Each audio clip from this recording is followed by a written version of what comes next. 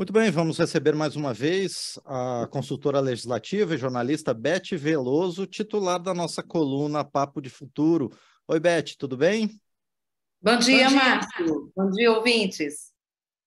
Ótimo, Beth. Bom, hoje você vai nos contar qual é o maior shopping center do mundo, qual é o jogo mais viciante do mundo, quem lucra e quem sai perdendo na sociedade de informação, é isso? Exatamente, Márcio. Quando eu comecei o meu doutorado, Márcio, por sinal aqui mesmo em Portugal, onde eu estou nesse momento, eu fiquei encantada com as teorias do fim do mundo na internet. O que que elas dizem, essas teorias? Se você não é o produto, se você não está pagando o produto, você é o produto. Quem diz isso, Márcio, é o queridinho entre os críticos da rede de computador, o Tristan Harris, a estrela do documentário Dilema das Redes do Netflix. Eu recomendo fortemente esse documentário. O Tristan ajudou a criar essa internet que a gente conhece, mercenária, shopping center, que está aí. Depois ele se arrependeu e foi ser a estrela do documentário Dilema das Redes. Aliás, o documentário ele é intravenal, ele é real e intravenal. O Fuchs foi quem criou, o sociólogo também, inglês, foi quem criou esse termo. A internet hoje é o maior shopping center do mundo, sem uma porta de saída. A gente está começando o comentário de hoje falando desse assunto, porque a gente vai falar sobre vício. E eu não estou falando aqui de jogos ou de drogas. Eu vou falar de como a publicidade fez com que a internet se transforme num grande jogo viciante, para que meia dúzia de milionários, que a gente sempre fala nos nossos comentários, fiquem ainda mais milionários. O que chama a atenção da internet hoje é que ela é 100% comercial. Ou seja, tudo que a gente faz na rede é transformado em dinheiro, grana. O problema é a concentração dessa receita, que fica na mão das GAFAMs, Google, Amazon, Facebook, Apple e Microsoft. É claro que eu estou simplificando aqui, é um pouco mais profundo que isso, mas para a gente trazer uma boa imagem. Numa audiência que a gente teve na Câmara em junho desse ano, sobre um projeto de lei, o 2134 de 2021, esse projeto cria a obrigação dos anunciantes e agenciadores da publicidade informarem dados à Receita Federal. E para dar mais transparência, para começar, e também para que eles paguem tributos ao Estado. E ali foi dito por uma agência, um escritório de advocacia, que 95% da receita da publicidade online vão para a mão de quem? Google e Facebook. Esse é o primeiro problema, a concentração. O segundo problema é que essas empresas usam verdadeiras armas de guerra das indústrias, inclusive do tabaco e dos jogos de azar, para ganhar mais recursos em anúncios cada vez mais caros. São os leilões que todo mundo conhece. E quem diz isso é o Guilherme Felitti, do podcast sobre tecnologia Tecnocracia. Isso ele diz citando o exemplo do jornal The Sun, que adotou 9 décadas atrás, em 1933, uma mudança de paradigma no jornalismo, quando ele simplesmente transformou os jornais em centros de atenção. Foi um sucesso de venda. Ele publicou na manchete do jornal detalhes do suicídio de um idoso. Ou seja, desde então, desde quando o The Sun transformou a forma de fazer o jornalismo, que a crueldade natural do ser humano, o desejo insaciável de distração e de abstração, são feitos para explorar o sensacionalismo, o espetáculo, a incitação à violência, ódio, agressividade, o escárnio. Sem falar, claro, Márcio, fake news e os tal dos clickbaits, ou seja, iscas de cliques. A Lúcia Guimarães, uma jornalista muito experimentada em comunicação e tecnologia, num artigo de 2016 do jornal Estado de São Paulo, já dizia a história do britânico que tinha um câncer terminal e que era assediado, bombardeado por anúncios de uma casa funerária. Pois é, Beth, isso aconteceu há algum tempo atrás, mas é parecido com o que a gente vive hoje? Pois é, Márcio, qual é a diferença entre o jornal, né, da década de 40, dos anos 30, e os anos que a gente vive hoje, né, 2022?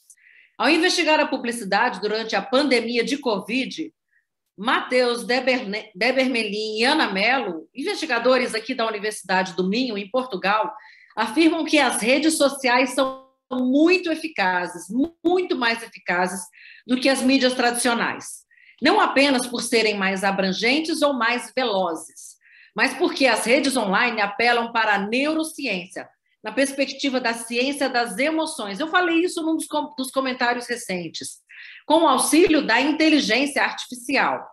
E já que falamos disso, lembramos aqui também a grande ruptura de Ronaldo Lemos, que diz que a publicidade está dirigida hoje a gerar emoções, para entrar num lugar do inconsciente. Então, não é só a informação, é o inconsciente, é um lugar que muitas vezes nem mesmo nós acessamos. Ou seja, as redes querem acessar o lugar do coração, da raiva, da dor, da inveja, da ilusão, do amor, e isso sim é a publicidade. Serra Caballero, um dos maiores expertos da comunicação na atualidade, é um espanhol, diz que a publicidade por si só não é boa nem má. Ela é, sim, muito necessária. Ela é parte da engrenagem do sistema, pois cumpre uma função econômica de difusão de produtos, empresas e instituições econômicas. O problema surge quando ela está essencialmente a serviço desse capital monopolista, acumulação, apropriação do tempo livre do trabalhador como uma esfera de valor. O que eu estou falando? Esgotamento, cansaço, frustração, coisas que a sociologia chama, como o sociólogo naturalizado alemão Schumann traduz como um dos males do século, a sociedade do cansaço, século XXI. Ao pensar, portanto, no dinheiro a qualquer custo, na atenção a qualquer preço e na monetização do conteúdo do usuário da rede, as empresas apelam para a atenção como seu maior capital para nos deixar totalmente viciados. Não por acaso, nós, usuários, somos usuários. Na verdade, é um nome, a palavra que se usa para usuário de droga, para dependentes, para pessoas que estão num grau de doença mental. Aplicativos cada vez mais viciantes, Márcio, são uma aposta máxima no entretenimento e não numa cultura de massas associada a manifestações genuínas que venham de um lugar e da sua própria gente. Mas então, Beth, esse conteúdo digital, esse conteúdo online não faz a gente feliz? Faz a gente passar raiva, é isso? Márcio, assim, o que você acha que vende mais? Um casal de passarinhos voando pelo céu ou uma multidão esmagada no outro lado do mundo? Pois é. Um debate sobre o perdão ou bizarrices capturadas por uma câmera escondida junto com conteúdo jocoso ou misógino? E aí eu pergunto, do ponto de vista legal, qual é o código de ética e de conduta que as plataformas de internet seguem para a publicidade online? Qual é o CONAR? O CONAR é o Código de Autorregulação Publicitária da internet. Quais as normas para a não divulgação de armas, jogos de azar, cigarros na rede, volto a insistir, pornografia, que essas indústrias não se enquadram num comportamento que elas tentam padronizar do consumidor do jeitinho que elas querem. Enquanto as drogas físicas atuam no nível físico, corpóreo, a adição no mundo online opera no nível inconsciente, a partir de técnicas do TikTok para gerar sensações de prazer, que levam à busca de mais sensações de prazer, gerando um círculo vicioso para uma desprotegida geração infantil que está totalmente submersa e vulnerabilizada.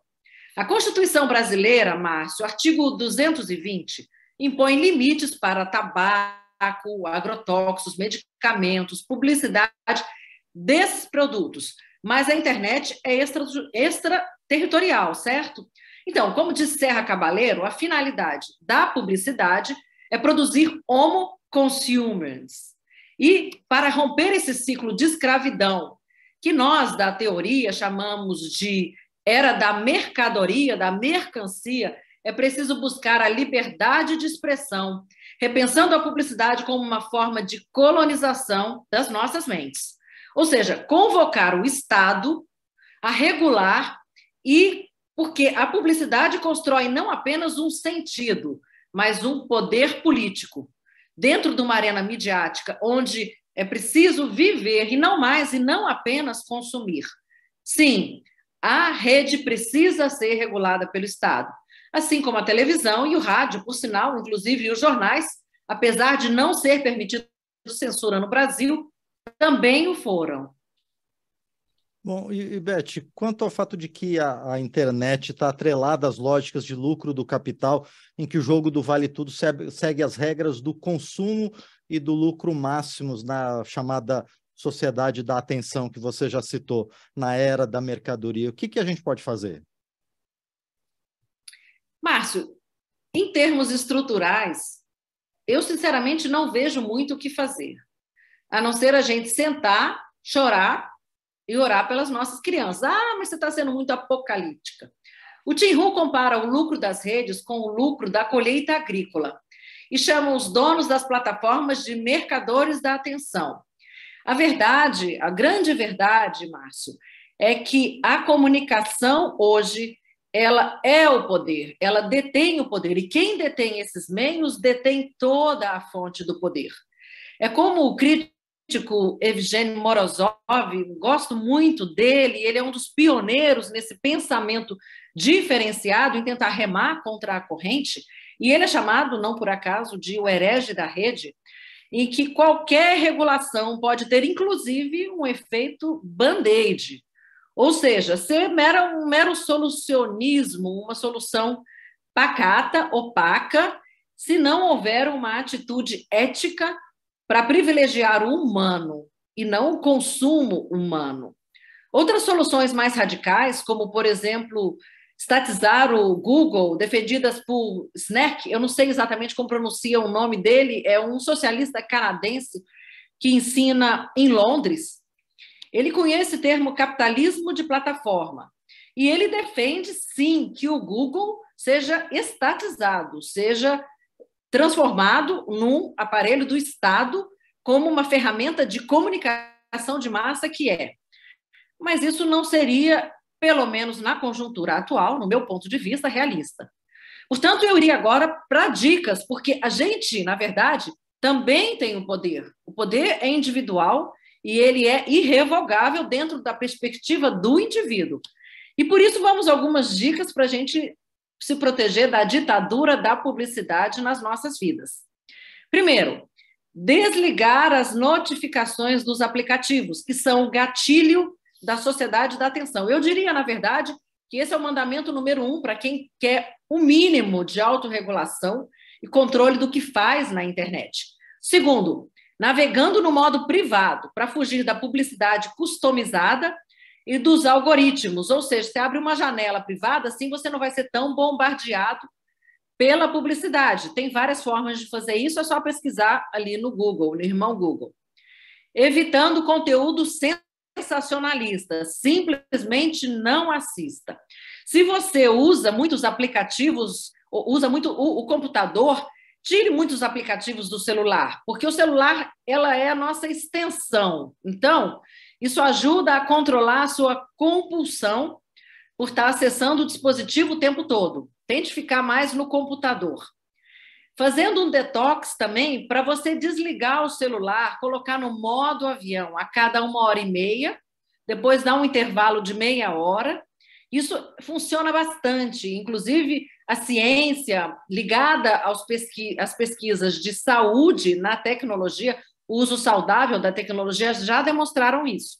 São dicas que parecem muito simples, mas você não imagina a dificuldade da gente colocar em prática esses hábitos tão saudáveis e necessários nesse momento. Também é uma ótima esquecer o celular em casa quando você for dar esquecer aquele passeio. E que tal? Eu convido um detox de domingo sem celular e com muito churrasco.